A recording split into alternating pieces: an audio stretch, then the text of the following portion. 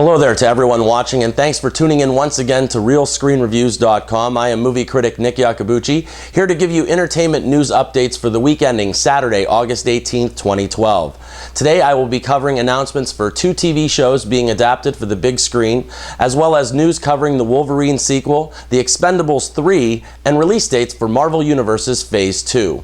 Well, we will begin with what seems to be a couple of classic TV shows that are headed to the silver screen and earning the celluloid treatment.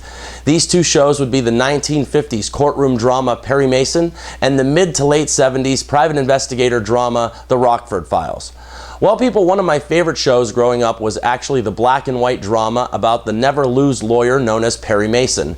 Now, just to clarify, I did not grow up in the 1950s, and I'm not in my late 60s, but this was in syndication on WTBS when I was younger, and my dad watched the show almost every day.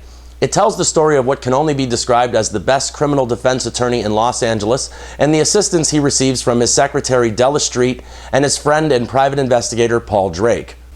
I'm sure that he will also face off in court against his longtime courtroom nemesis, District Attorney Hamilton Berger, and his police investigator, Lieutenant Tragg.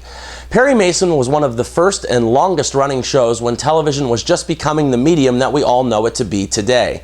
Perry Mason was also brought to life by the amazingly talented Raymond Burr, who played the part on TV for almost 10 years, and then returned to play the iconic attorney in countless TV movies throughout the 80s and 90s.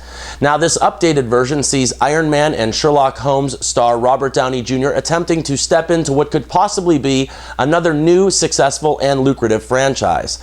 This Perry Mason adventure is being derived from an original story by Downey and his producer David Gambino, and they have gone to entrusted writer Mark Guggenheim to write the screenplay. This story will be a time period piece taking place in the 1930s dark and noir Los Angeles and centering on an origin of the famous attorney. They have picked the correct writer in Guggenheim, that is a former attorney himself, and he has written for TV shows such as Law & Order and The Practice in the past. Speaking of shows like Law & Order and The Practice, and continuing up to big features the likes of A Few Good Men, all of these have somewhat derived from the tone set by the TV show Perry Mason. I am very happy that they have decided to keep the story of the film anchored in its roots of the past, and I'm hoping for an LA Confidential meets Anatomy of a Murder. This is actually a perfect vehicle for Robert Downey Jr., and I can't wait to see this feature hit the big screen in late 2013 or early 2014. Now, the next TV remake is of the action drama The Rockford Files. This series aired from 1974 until the end of that decade and starred legendary actor James Garner in the lead role of Jim Rockford. This story tells of a protagonist that is pretty much against type of most television heroes. Jim Rockford was usually broke and lived in a dilapidated trailer. He was an ex-con, however, he was innocent of the crime for which he was convicted and was pardoned for this crime eventually. Now, Jim Rockford was assisted very frequently by his former cellmate Angel, and given many pieces of advice from his dad, Rocky. He was also helped out many times by his police friend, Lieutenant Chapman, and was sprung from jail quite a bit by attorney Beth Davenport. Finally, private investigator Jim Rockford never used a gun and mostly relied on his fast talking and smooth charm to get him out of sticky and dangerous situations. Speaking of fast talking, this should be a perfect role for Vince Vaughn, who has signed on to play Private Eye Jim Rockford in the big screen adaptation. I actually can't think of a faster talking leading man, and Vaughn radiates talent in the charm and wit department. If this is constructed correctly, this could turn out to be a successful franchise for Vince Vaughn. Now, no director has been attached to this as of yet, but personally I could easily see Vaughn's good buddy Jon Favreau taking on a project just like this. I could also see 21 Jump Street Helmers Phil Lord and Chris Miller balancing out the action and humor once again, or how about the talented Gore Verbinski of Pirates of the Caribbean fame? You're definitely going to need someone that knows the genre of comedy as well as being able to bring on the action.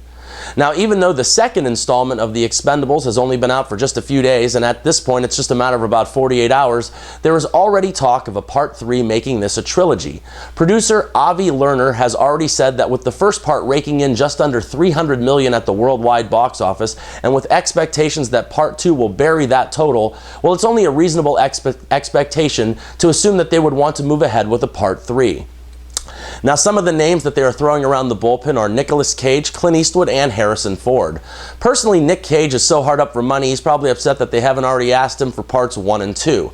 However, Harrison Ford is a man of stature in Hollywood, and I don't think that he wants or even needs to be in a project like this. Finally, Clint Eastwood has retired from acting about 6 times already, and the only reason I believe that he stepped in front of the camera this one last time for Trouble with the Curve is to help out his longtime assistant director, Robert Lorenz.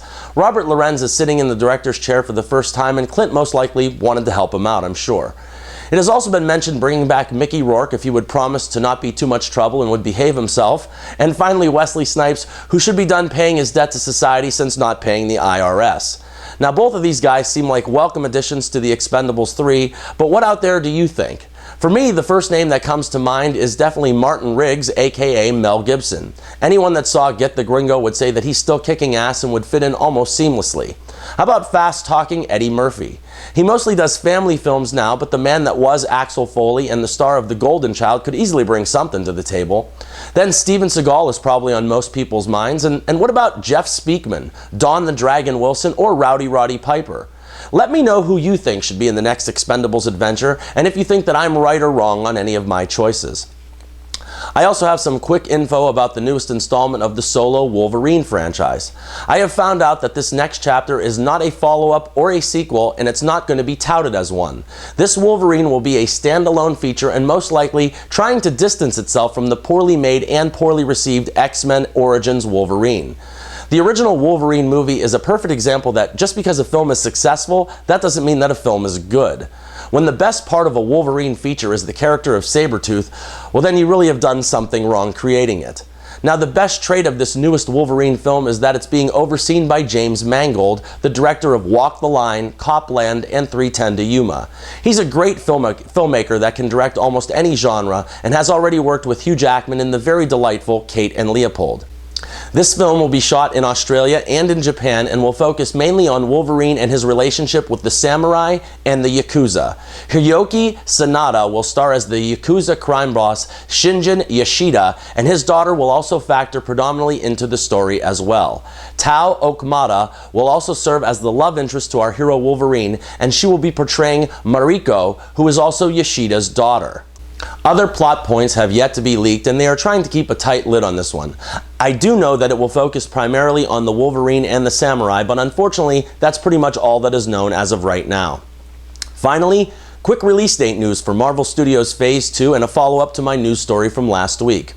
Iron Man 3 will be released on May 3rd, 2013. Thor: The Dark World debuts November 8th, 2013. The sequel to Captain America: Winter Soldier will open to audiences on April 4th, 2014. The Guardians of the Galaxy, which I'm not really familiar with, will debut later that fall on August 1st, 2014. And once again, they will all come together on the big screen for the Avengers 2, hitting theaters on May 1st, 2015. That's all I've got time for today, people. If you've enjoyed this video, please click the like button and give us a thumbs up, or subscribe if you haven't already. I'm sure I'll be back soon enough with more movie news and reviews, and until next time, remember people, I'm not always right, but only when it comes to the movies, and thank you for your attention.